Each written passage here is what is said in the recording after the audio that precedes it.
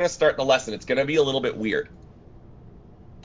In 5 minutes, you will be asked to tell the story of Goldilocks and the Three Bears in 2 to 3 minutes. So does everyone know that story? Okay, so you guys are just going to tell it in your own words, but you have a minimum of 2 minutes and a maximum of 3 minutes. So you have the next 5 minutes to make any preparations you need to make in order to familiarize yourself with the story. If you need to practice, this should mean you would get at least one practice run in where you can time yourself. Does that make sense? You have 5 minutes from this point.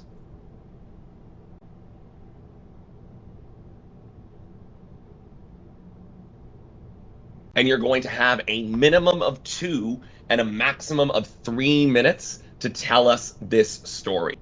One day, a girl named Goldilocks was walking through the forest and stumbled upon a house and through the window she saw that there were 3 bowls of soup on the table.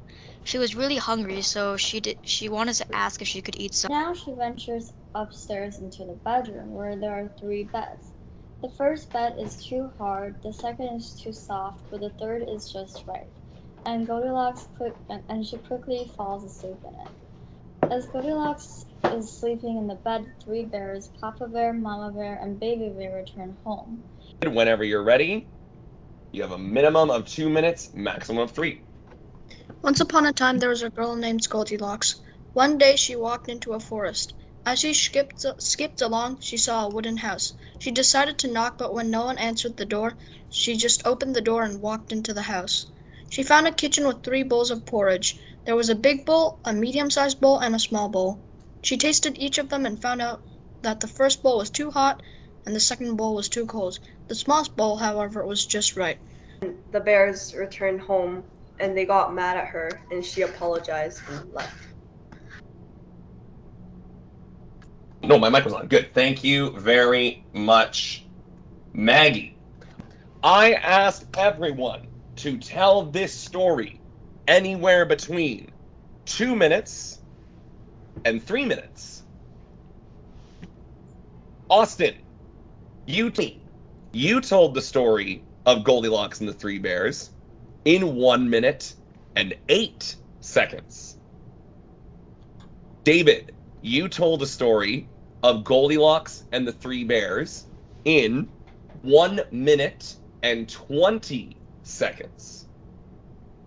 And finally, Maggie, you told the story of Goldilocks and the Three Bears in 45 seconds.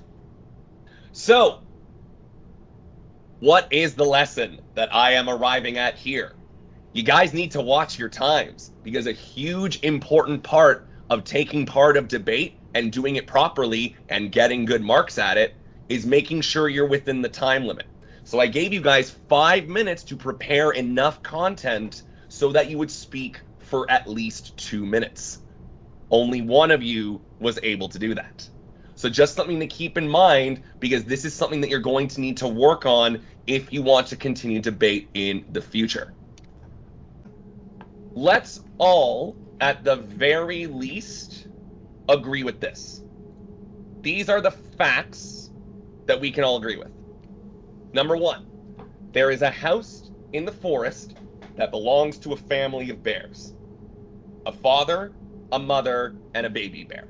Yes, we all agree? Give me a thumbs up if you agree in the chat. Or just on camera, Good. Okay, awesome. Next fact. Goldilocks was alone in the forest at the time of discovering the bear's house. Okay, awesome.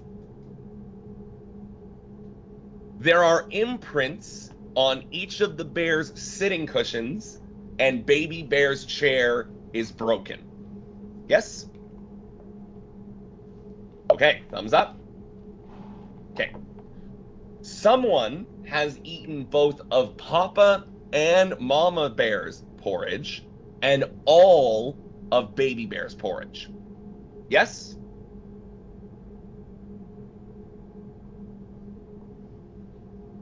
both Mama and Papa Bear's beds were unmade when they got home. Goldilocks was discovered by the bears sleeping in Baby Bear's bed. Goldilocks fled the house and the forest before she could be confronted by the bears. Okay, so we all agree those are the facts of the story. Yes? Because we all know those as the facts of Goldilocks and the Three Bears, here is our contentious issue that we are debating today. Goldilocks should be criminally charged for the incident at the home of the Three Bears. So, think about this. Oh, just a second. Min, is there any reason why you're unmuted? Okay, awesome. So, raise your hand if you agree with this statement.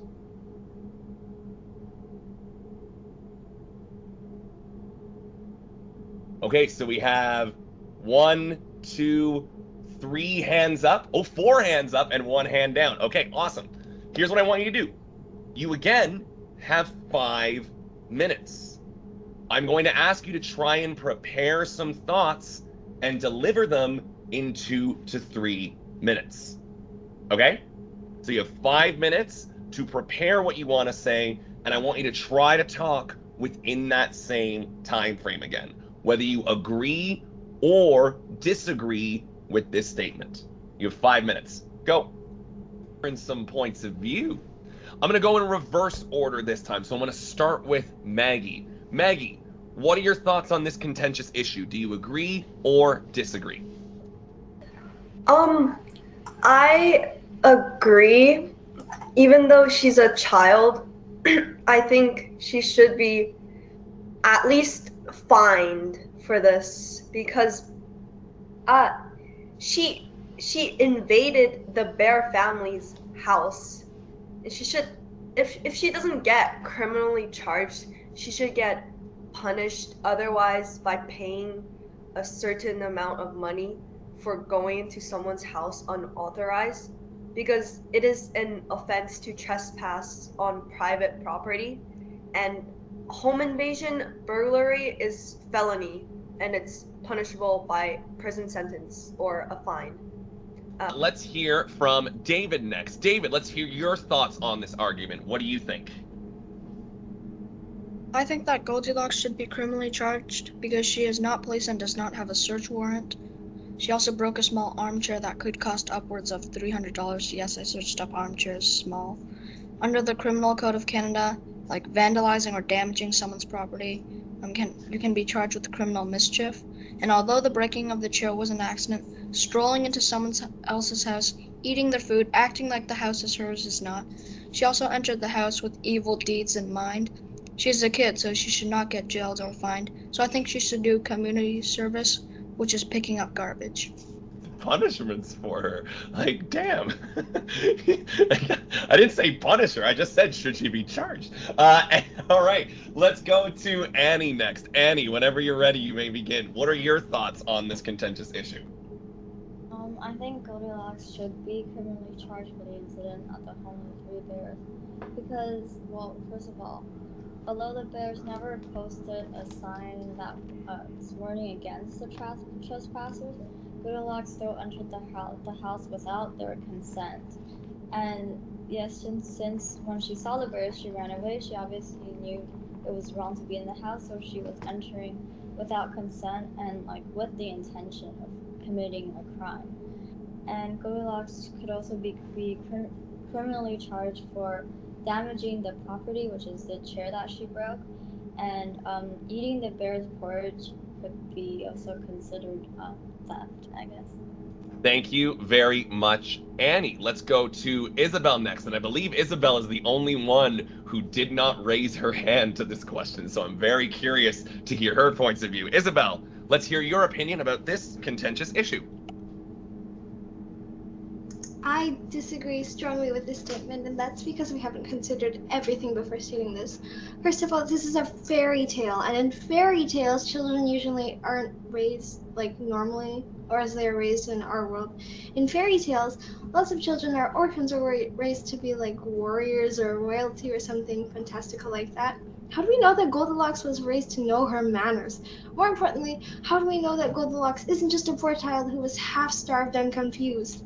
The story never gives context to any of Goldilocks' background except that she wandered into the bears' house.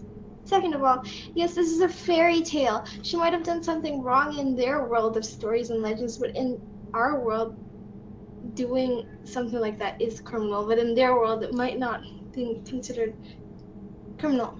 Also, the bears frightened her terribly. If she didn't ever come back to the bears' house, what's there to worry about? Maybe she just died of shock in peace. Third of all, technically, the only witnesses of the incident were the bears. If this situation was real, how do we know the bears weren't lying? How do we know the bears didn't, like, just wrongly accuse this random girl of wrecking their furniture and stuff? She's also a child, a golden-haired poor child.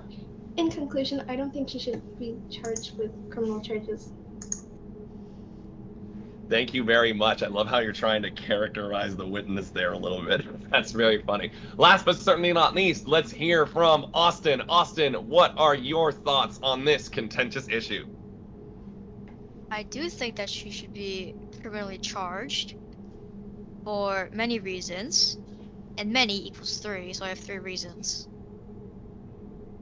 I think that she should be criminally charged because well, first off, obviously, she entered the 3 bears' house without their permission. Then is that when she drank the soup, that is technically their food, which is technically theft, which is technically the law, which is technically broken. So technically, she should be charged criminally for this because, well, I mean, after she finished stealing, she went up and stored the stuff in her belly. She went upstairs and broke a personal belonging of the owners of the house, which would be the breaking part. And breaking something in someone's house without anyone's permission would be a criminal offense and would obviously get her fined. Actually, there are 4 reasons. Yeah, there. That's why I think that Goldilocks should be charged criminally for this. All right. Thank you very much, Austin. Good job, everyone. Everyone was really articulate. Everyone found, like, different reasons for why they believed. That was awesome. I'll be straight up with you. No one made it to 2 minutes. And that's okay. Again, this is all practice, especially because, like, this is kind of like a silly topic and there isn't a lot of facts to go on. So that's okay. But one thing that you guys might want to think about when you're preparing speeches, especially speeches on the fly, is just making sure your speech has a clear introduction, body, and conclusion. So I thought what a lot of people did there was make really, really strong arguments about the case, but to organize them, the way you can do that is by introducing your overall point, then telling us your main points, and then coming to an overall conclusion. Austin, you had something to add? Yeah, can you tell us all our times? Sure. Austin, 146. Isabel, 121. Annie, 45. David, 34. And Maggie, 127. So there you go. Yay. Okay. Raise your hand if you've ever heard of the phrase playing the devil's advocate. So playing the devil's advocate involves taking up a position you don't normally agree with just for the sake of debate.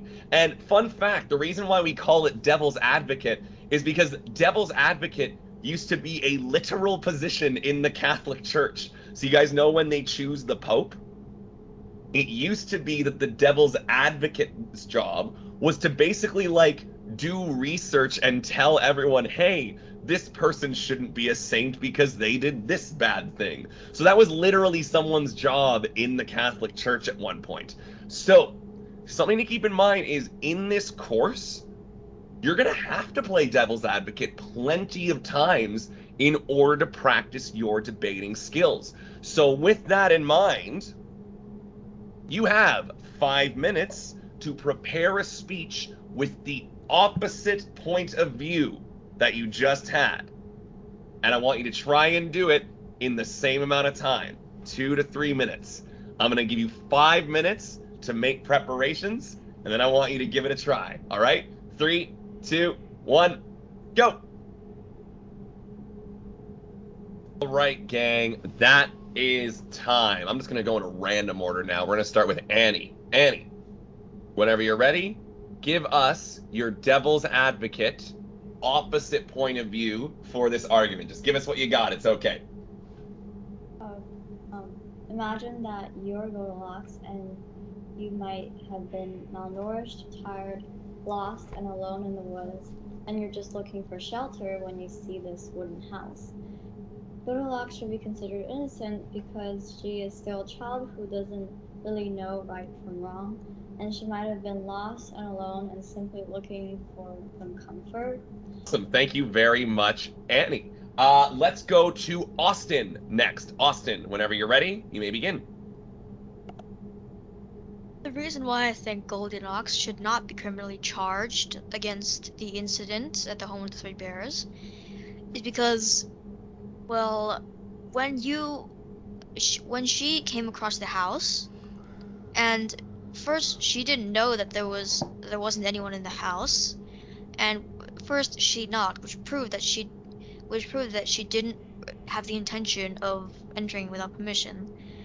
After she knocked and no one answered, all she was curious, so she went inside to see if anyone was home. Let's go to David next. David, whenever you're ready, give us your devil's advocate argument. Okay. Goldilocks should not be criminally charged because the recounting of the story was done by someone else. Goldilocks could have just been a little girl that was strolling around the forest, but was twisted into this no-manner, barge into somebody's home girl. Goldilocks could have been starved and might have not had a home, as the story doesn't give us enough context. Think of the possibilities. The evidence is not clear because there have been too many people who have told the story over and over. Have you ever heard of the real story of the three little pigs, where the wolf was just trying to bake a cake? Even if Goldilocks did go into the bear's house, the bears were the one who forgot to lock their door. The bears might have traumatized Goldilocks so she never came back again. Traumatic memory or event might have caused Goldilocks to be shy and to always stay at home. Ooh, David with the lawyer language up in here. All right, thank you very much, David. Second last, we're going to hear from Isabel. Isabel, whenever you're ready, you may begin. Give us your devil's advocate argument. Goldilocks should be criminally charged for breaking into the bears' house because she did eat their food without their consent, which is illegal. She also broke and used their furniture without their permission. She also slept in their beds and ran away after she was found. Many of those things are against the law in our world and probably in theirs too. Goldilocks also ran away before the bears could confront her, so she didn't really give herself a chance to explain herself for being in the little bear's bed. She also didn't know the house belonged to the bears, so she most likely assumed they were humans like her and broke into their house. Also, the story could have left out parts like maybe where Goldilocks would rummage through the bear's belongings and steal some of the stuff. So that's possible, and that's. Thank you very much, Isabel. Last but certainly not least, we are going to hear from Maggie. Maggie, whenever you're ready, you may begin. Okay. So I think Goldilocks should not be charged criminally for the home invasion burglary of the Bear family's house because she is a child, and a child is below the age of 18, therefore a minor, and the government states that that a young person who is under the age of 18 at the time of sentencing cannot serve any portion of a sentence in a provincial correctional center for adults. In other words, minors cannot serve time in jail. All right, thank you very much, Maggie. Just one thing I want to clarify, just because Maggie was mentioning a lot about being punished. There's nothing in here about punishment. It's just about the charge, right? So just something to keep in mind. Make sure you're reading the contentious issue properly. But I also want to commend Maggie and commend Austin. You guys made arguments within the time limit that time. So that was awesome. Really, really improved. Now, you guys know that this is a debate class. So we're not just going to be making speeches, right? We're going to be participating in a debate. And one of the main forms that we're going to be doing for this class is Canadian parliamentary debate, meaning there will be two sides, government, which is the proposition, and opposition. I'm going to go into this in a bit more detail in future lessons of this course, but for today, this is all you need to know about how the debate works. The first speaker for the government will be considered the Prime Minister. The first speaker for the opposition will be the leader of the opposition. All other members of each team are either members of government or members of the opposition. All members will have the opportunity to give a constructive speech on the motion, and all members will have the opportunity to offer points of information during each opponent's constructive speech. So, here's what I would like to do. Raise your hand if you would like to argue for the government, where you are agreeing with this statement. So raise your hand if that is the position that you would like to take, that you agree that Goldilocks should be criminally charged for the incident with the bears.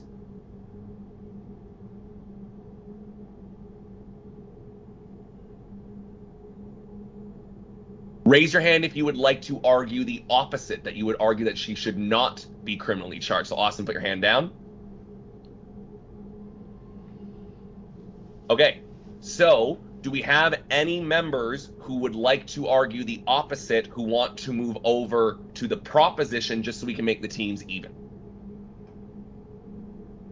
Awesome, thank you, David. So it'll be gents versus gals, as it were. So here's how it works. I am going to assign Austin and David to room 1, and I am going to assign Isabel, Annie, and Maggie to room 2. I'm going to put you in breakout rooms for 10 minutes. So, Austin and David, you are the proposition. Annie, Isabel, and Maggie, you are the opposition. Each of you will be expected to speak for 2 to 3 minutes. Your goal is, as a team, for you to deliver different but supporting arguments that either purport or oppose the contentious issue. So what I'm going to do is I'm going to open the breakout rooms as soon as I'm finished talking. Then you'll be able to go in them and make preparations on your own. In 5 minutes, I'm going to come into your breakout room and ask who is speaking first, who is speaking second, and in the opposition's case, who is speaking third. Does that make sense? Your goal should be not to repeat the same thing multiple times, but to have what you say support what the previous person just said, and maybe even defend against what the opposition has said about their argument. Okay, you guys have 10 minutes as soon as the breakout rooms are open. Yes, Austin, what's your question? So we make 2 or 3 arguments, not 1. Right, but you're doing it as a team, Yeah. and you'll be able to like decide, okay, you do this one, I do this one, you do this one, I do this one. Okay. Right? You're still speaking in 2 to 3 minutes, but just know that. Cool. we're just going to get this started. This isn't going to be anything formal. We're not going to do, for those of you that have done debate before, we're not going to do any points of information today. We're just going to practice going back and forth and hearing each other's speech. But one thing that I'm going to highly recommend, especially for those of you who are not leading your teams, listen to your opponent's speeches and see if there is anything that you want to add to yours, in case you hear anything that your opponents say that you're like, hey, I want to mention what they just said. Because remember, you can talk about anything, including what your opponents have said. So we're going to start with the first speaker from the opposition, and that is Maggie. So Maggie, whenever you're ready, you may begin. Okay, so the youth justice system of Ontario states that a youth can be charged and detained for a crime they've committed, and they can be told to attend community-based programs. However, Goldilocks cannot be charged. A child, according to the Justice Laws website of Canada, means a person who appears to be less than 12 years old. Goldilocks is a child and visibly under the age of 12, as seen in most illustrations. Therefore, she cannot be prosecuted for committing a crime, meaning there cannot be any legal action or punishment taken against the individual. Well, Goldilocks' actions were most likely caused by insanity because she was wandering in a large forest alone and breaking into someone's house. If she had any consciousness, she would not have done so. And so I am arguing that she probably had some sort of issue which caused her to go inside someone's house, break a chair, and drink soup, and then sleep, then run away. Because yeah, that's my argument. Thank you very much, Meg. I'm curious, for, like, raise your hand if you heard Goldilocks' story with soup. Oh, I mean porridge. That was a No, I know. I'm just curious because that's not the first time I've heard that. So for me, I've always heard that it's like porridge or oatmeal. I've heard it was porridge. I just thought of soup. Because the only reason why I ask is because Austin has been mentioning soup as well all lesson. So I just thought maybe it's like a different version of the story. Again, it's not wrong. As long as she is eating some of the bear's food, the story still makes sense. But also, I think Annie and Isabel, you're apparently arguing for insanity. All right, David, whenever you are ready, you may begin. You are going to deliver our first proposition argument. So explaining why she should be criminally charged. Okay. The government thinks that Goldilocks should be criminally charged. She broke into a humble abode without consent and was intent on doing evil deeds. She ate the owner's porridge, although not expensive, and broke a chair worth well over 300 CAD.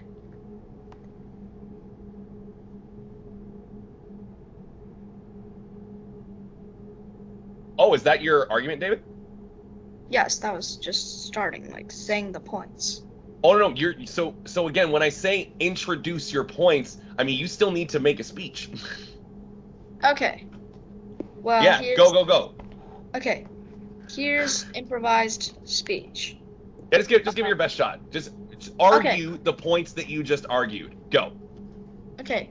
Goldilocks also could have gotten destruction of property, which means that if you damage something that belongs to another and the person can no longer use or enjoy it, you basically get a destruction of property fine.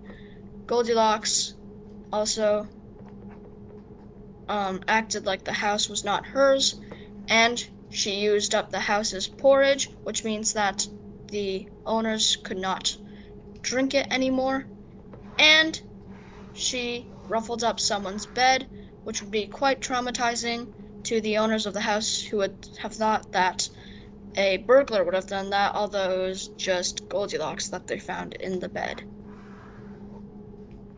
Yeah, not bad, David. Good job winging that. That was pretty awesome. All right, let's hear from the second speaker of the opposition, and that is Isabel. Isabel, whenever you're ready, go ahead and deliver your arguments about this contentious issue. Goldilocks should not be criminally charged for the incident that supposedly happened in the Bears' house. First of all, we have almost no information on Goldilocks. She could be an orphan raised in the streets by garbage cans with no idea that you can't intrude into other people's houses. She could be an insane princess who was never exposed to the outside world outside her soft life inside a palace. She could also be a poor child who was abandoned by her parents and decided to run away in the woods. Due to her parents having no particular care for the girl, she could be free and unaware that she was intruding on private property. She would also be insane from her parents ignoring her on a daily basis. Every one of these backgrounds has Goldilocks as A, an insane child, and B, an innocent girl who doesn't have any idea that she's intruding on private property. In the story, she also has no reason to intrude. Why would a rich girl with a bucket full of manners intrude on some family of bears' house? She wouldn't have any reason to do so if she had manners. However, if she were a poor, starving, insane girl from the streets, she would have every reason to go inside that house and eat, because if not, she risks dying. And her life is worth more than a broken chair. David mentioned that she had evil intents.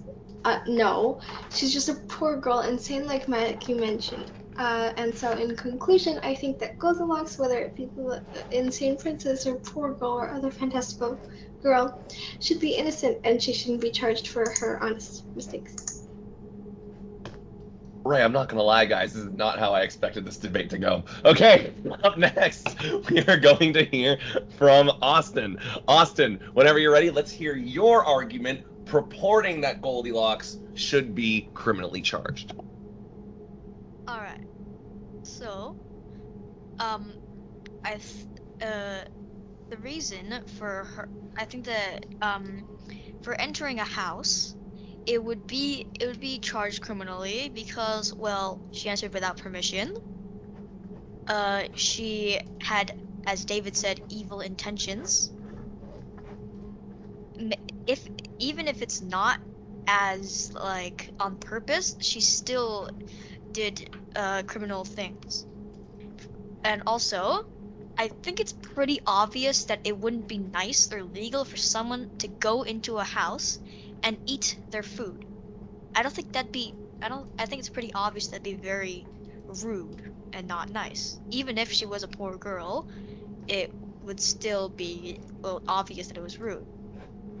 Also, there is not enough evidence for insanity because she can taste hot or cold, soft or hard, big or small very easily. There is not enough evidence for insanity, alright? Stop saying that she's insane. Alright? If she was insane, she would not have the desire to eat soup or porridge.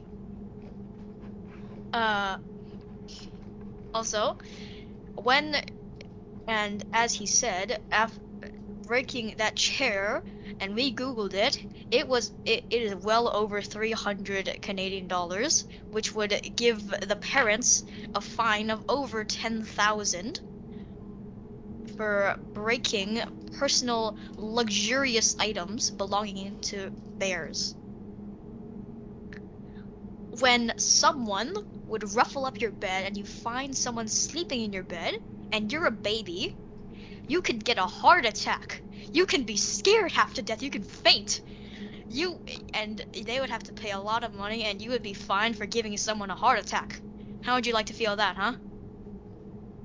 This is the supporting details for David's compelling argument. Thank you so much, Austin. I think you guys may have misunderstood what I meant by support each other's argument, but that's okay. Last but certainly not least, we are going to hear from Annie. Goldilocks should not be criminally charged for this incident because she could have been framed by the Bear family. Her truth could have been the truth could have been twisted, making her into this obnoxious, careless criminal that people think she is. And we don't know if any part of this story is actually true. The story was not told by Goldilocks, and we haven't heard from her ever since this incident, which means it may have left like even more of a traumatic imprint on her than it did for the bears. Many parts of this story also doesn't make complete sense. Why would the bears make porridge and leave them out in the kitchen table when they decided to leave the house? Why was the temperature of these three porridges so different? Why was the chair so easy to break? If the baby bear's chair seemed a good size for Goldilocks, it should have been large enough to withstand her weight. Some of this evidence suggests that Goldilocks' story could have been fake. On the other hand, compare this to, for example, Snow White's story. When she entered the dwarfs' homes she also entered the dwarfs' homes without permission, slept on their beds. The only difference was that Goldilocks was scared and ran away, while Snow White, being an older female, was more calm and able, and perhaps her beauty charmed the dwarf, the seven-level dwarf. If Goldilocks saw the dwarves instead, maybe it would have been a different story. In conclusion, Goldilocks could have been framed because the story seems pretty unfair for her, so she should not be criminally charged. Awesome. Thank you all very much, guys. That was actually hilarious. I wrote down my 3 favorite quotes from that debate. Isabel said, raised in the street by garbage cans. So I just imagine like a child being raised in like their parents are garbage cans. Austin said, if she were insane, she would not have the desire to eat soup. Which, I mean, hey, I know plenty of insane people who love soup.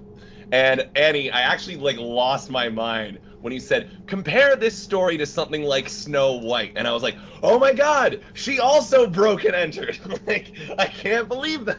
Like, that's really, really good. So really, guys, like what this is telling me is amongst all the funny and amongst all the silliness of this, you guys understand what the job is here. And a lot of people really framed their speeches in this really, really well as well. But I also want to be realistic about the kind of debates that we're going to be having. Of course, constructive speeches will be anywhere between 5 and 8 minutes.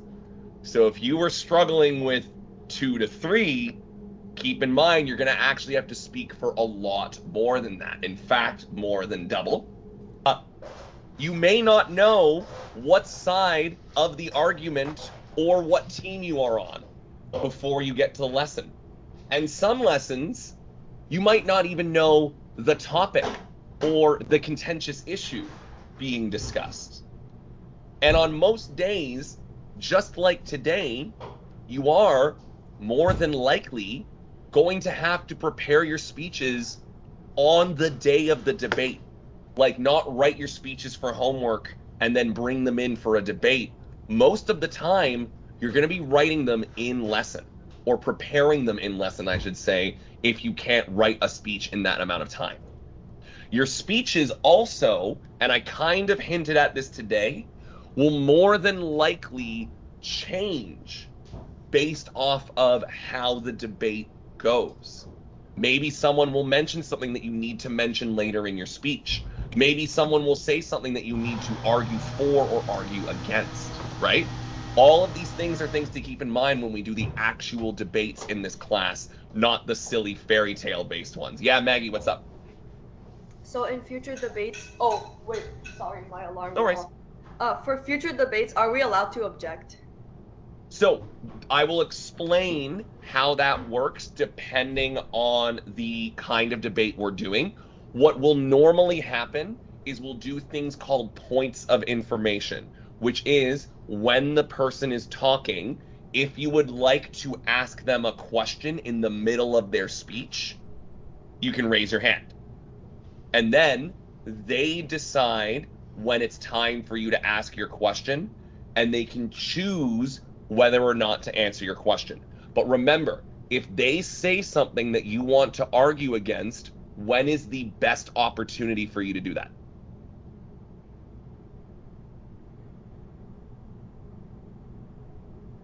Either in your speech, or if you've already spoken, let your teammate pick up on it, or save it for the rebuttal, which we'll also talk about as the class goes on. Make sense? Austin, I saw your hand up too. What's up? How much time will we have to make a speech between 5 and 8 minutes? Because I don't think 5 minutes is going to be enough. We're going to go, yes, so that is very true. I'm not going to give you only 5 minutes to prepare an actual speech. What will likely happen is on the day, you'll get the topic, and in teams, you're going to have like 10 or 15 minutes, depending on the topic. And again, the whole point of this course, Austin, is to get you better at being able to write a 5 to 8 minute speech on the fly. Because that is literally how every debate competition works. There is no debate competition where you there are debate competitions where you come in with a prepared debate, but the second half of the day is always a debate that you are not prepared for at all. So we're going to do a mixture of them as we do this course. Does that make sense? But I will give you a little hint as to what the topics will have to be. So throughout all the debates that we're going to do in this course, the contentious issue will always fall under one of the following topics: social studies, arts, sciences, or language and literature. So no matter what, it's going to be on one of those 4 topics. And I will make sure that you guys know at the very least that it's about one of these before the debate begins. Does that make sense? Okay, cool. Last thing I want to do before we wrap up, it says take the next 5 minutes. I don't need the next 5 minutes. I need the next 2. Does everyone have access to the chat? Yes? Okay, so just take the next 2 minutes. All I want you to do is write in the chat any contentious issues that you can think of that fit under these 4 categories. Just give me your ideas. Give me some ideas of things that you want to debate in this course. Go for it. Go. Jeez, I just realized there's 1 minute left in the lesson. Okay, tell you what, if you want to get an answer in the chat, feel free to, or feel free to post some ideas on our team's general chat if you want. But, ooh, interesting. Oh yeah, for sure. Oh yeah, no, Maggie, that's definitely going to be under the social studies umbrella. Don't you worry. Okay. Can we, are we supposed to write something, just one contentious issue? Yeah, just anything that came to mind. This was kind of just like a brainstorming activity. I like the ideas that people are getting in the chat, though. It's okay, interesting. All right, so I am going to end the lesson in the next 30 seconds. Thank you all very, very much for all of your hard work and attention. I really, really hope that you guys are interested in continuing with this course, because I think it's going to be really, really fun for us to work on debates throughout the year.